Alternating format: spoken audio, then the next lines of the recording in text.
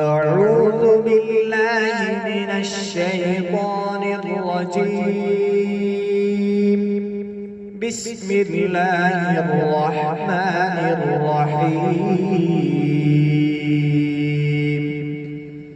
وإذ قال إبراهيم رب اجعل هذا البلد آمنا واجنبني وبني أن نعبد الأصنام.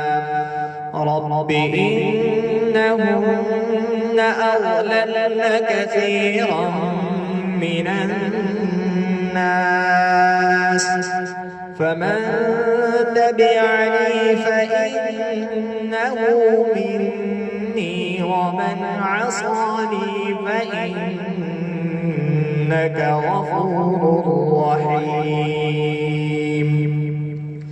ربنا إني أسكنت من ذريتي بواد غير ذي زرع عند بيتك المحرم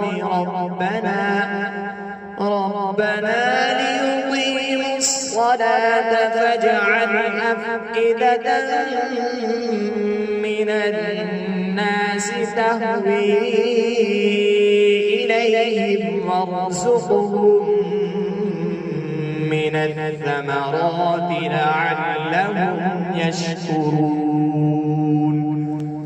ربنا إنك تعلم ما نخفي وما نعلن وما يخفى على الله من شيء